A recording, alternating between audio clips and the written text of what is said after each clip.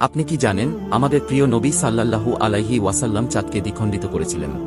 একবার আবু জেহেল রাসূল সাল্লাল্লাহু আলাইহি ওয়াসাল্লামকে বলল, তুমি যদি সত্যিই আল্লাহর রাসূল হও, তাহলে আকাশের চাঁদটি দেখা যাচ্ছে, ওই চাঁদটিকে দুই খণ্ড করে দেখাও।